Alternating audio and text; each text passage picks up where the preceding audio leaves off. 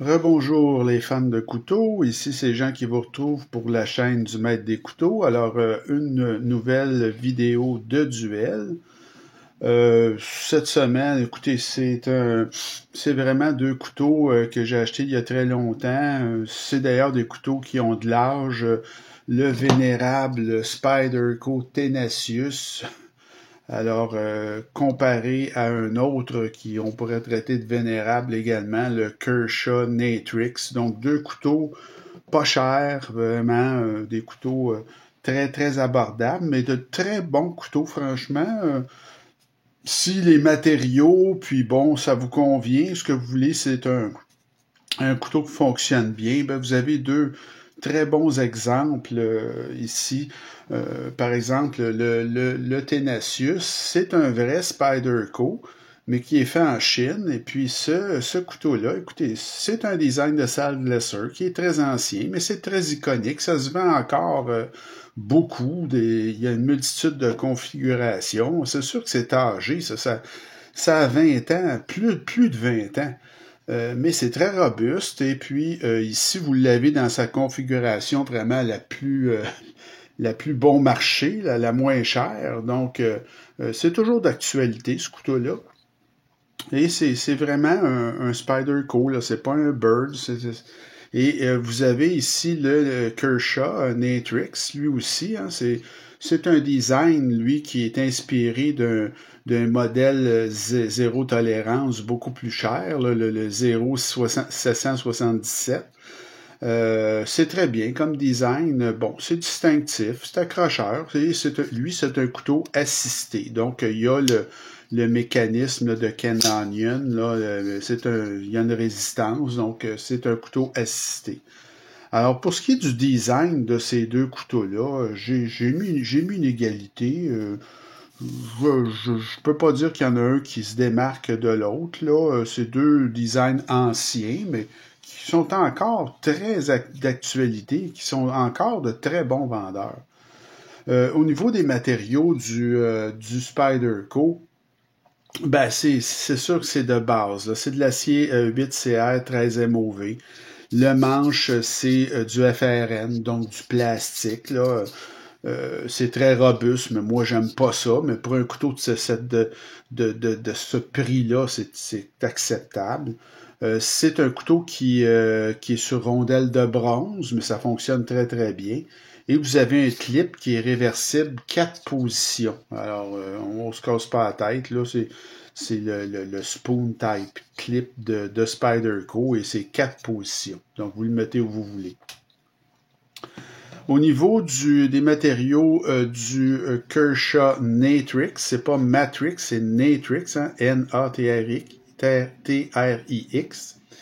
Alors, c'est la même chose pour l'acier, 8CR 13 MOV. Le manche est en aluminium, celui-là, et vous avez un roulement à billes. Et vous avez un petit clip qui est réversible, deux positions. Il est très, très bien intégré, donc ça fonctionne très bien. Et il est réversible. Alors, au niveau des matériaux, même chose, égalité. Donc, ça, c'est flagrant. Il n'y en a pas un qui est vraiment supérieur à l'autre à ce niveau-là. Au niveau maintenant de l'ergonomie. Alors, l'ergonomie d'un Tenacious, c'est quand même très bien. Là, c'est un Spyderco, donc on a une bonne prise en main. C'est assez grand, donc une prise 4 doigts. Vous avez une position, vous avez de la dentelure et le pouce s'arrête là, vraiment là, parce que la lame, elle remonte. Donc, c'est très bien.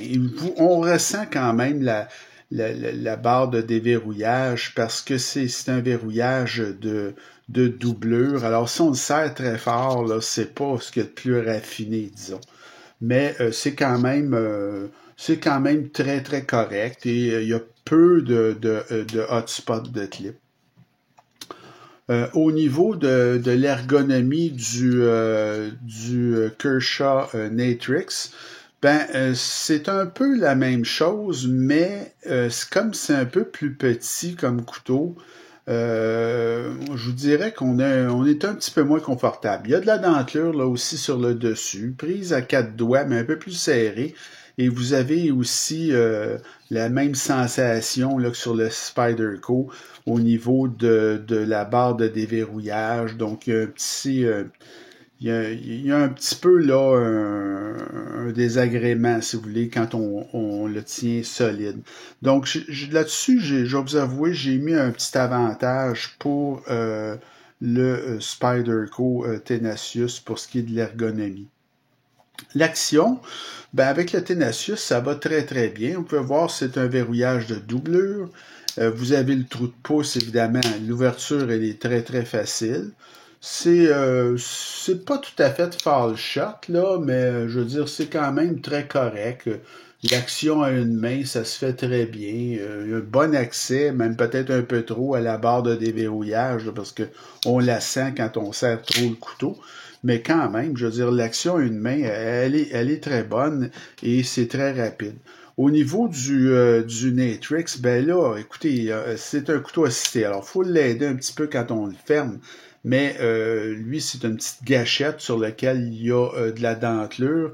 Très, très facile. On fait juste s'y toucher, puis quasiment ça ouvre, là. Et l'accès à la barre, c'est très bien fait. Regardez, c'est un mécanisme. Ils ont comme fait un découpage, là. C'est très bien fait pour ce qui est de la barre de déverrouillage. Et bon, on peut, si on est habile, là, le fermer avec une seule main. C'est très, très facile au niveau, évidemment, de l'ouverture, parce que c'est assisté. Donc, j'ai mis une égalité pour ce qui est de l'action. Je vais vous avouer que je trouve que c'est très près l'un de l'autre, sauf qu'il y en a un qui est assisté. Mais c'est très bon. Dans les deux cas, c'est bon. Au niveau du Spyderco Tenacious, pour le prix maintenant, j'ai payé ça, ça fait déjà très longtemps, comme je vous dis, ça fait 4 ans que j'ai acheté ça, j'ai payé ça 59 $. Et aujourd'hui, ça se vend 73. Cette version-ci, parce qu'évidemment, vous avez des Spyderco Tenacious à 200 $ et plus, là, avec des matériaux beaucoup plus nobles. Donc, cette version de base-là, 59 $. Et pour ce qui est du Natrix, ben, le Natrix, lui, c'est vraiment pas cher. Je l'ai payé, lui aussi, fait très longtemps, 56. Et le prix régulier, vous ne paierez pas ça plus que 65. Donc, c'est vraiment des couteaux qui sont vraiment pas chers. Donc, j'ai mis l'avantage pour le prix au Natrix, mais j'aurais pu mettre une égalité. Mais le Spyderco, ça a augmenté. Vous le trouverez plus à 59, tandis que celui-là, vous pouvez le trouver à 55, c'est possible. Au niveau du poids maintenant, donc vous avez 3,8 onces ou 108 grammes pour un couteau de 19,7 cm au niveau du Spyderco Tenacious. Au niveau du Kershaw Natrix, c'est moins lourd, le Kershaw Natrix, c'est 2,9 onces ou 82 grammes, 82,2 là, pour être précis. Et c'est presque aussi grand, c'est 19,1 cm. Donc, il y a là-dessus un avantage assez net là, au Natrix. Pour ce qui est maintenant de la valeur, ben la valeur, elle est vraiment très bonne pour le Tenacious parce que, comme je vous dis, le prix a augmenté, c'est sûr, en valeur de base, mais ça demeure quand même abordable pour un vrai Spyderco. Et c'est en vente depuis plus de 20 ans. Ça va continuer à être en vente très, très longtemps. Donc, il y a quand même une valeur très intéressante à ce couteau-là. Pas mal la même chose au niveau du Natrix. Là. Ça aussi, c'est âgé. Ça n'a peut-être pas 25 ans, mais c'est quand même un couteau qui date pas mal. Et c'est toujours en vente. Il y a plusieurs variations, ça aussi. Donc, une belle valeur, ça aussi, pour un couteau budget, là, très, très bien. Alors, là-dessus, j'ai mis une égalité là, au niveau de la valeur.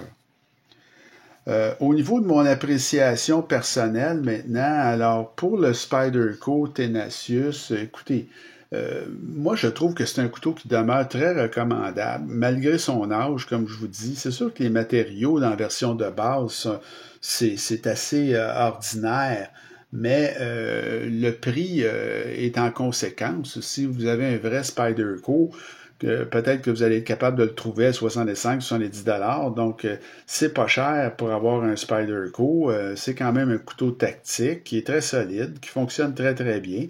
Et à l'évaluation, ben, j'y avais coté à 7,63 sur 10. Au niveau du Natrix, bon, ben, c'est une offre très intéressante de Kershaw. C'est un couteau budget assisté. Bon, alors si ça vous intéresse d'avoir un couteau assisté, pas payé trop cher, qui fonctionne très très bien, qui a un peu la gueule là, d'un ZT 0777. Et ça demeure un couteau qui est, à mon avis, très, très recommandable, le Natrix. Puis à l'évaluation, il avait coté à 8,27 sur 10. Alors, pour ce qui est de mon appréciation personnelle, j'ai mis une égalité ici pour terminer, là. Donc, ça nous fait un duel qui va être gagné par le Kershaw Natrix. Mais de très près, vous voyez, c'est 7 contre 6. Et ça aurait pu être une égalité si j'avais mis le prix, bon, j'avais pas favorisé le Natrix.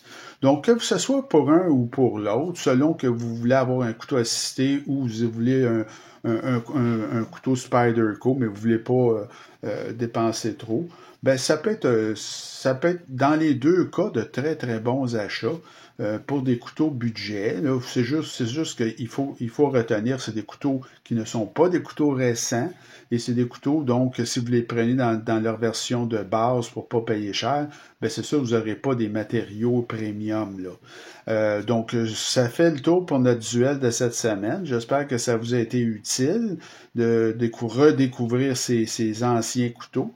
Et j'espère que vous avez aimé la vidéo et on va, pour les prochaines vidéos, retourner à notre onglet où j'ai des couteaux iconiques et je vous propose des alternatives moins coûteuses. Donc, la prochaine, ça sera le Kaiser Feist, qui sera notre couteau iconique. Alors là-dessus, je vous souhaite une bonne fin de journée. Continuez à vous abonner à ma chaîne et à m'écrire et on se retrouve très bientôt. Salut!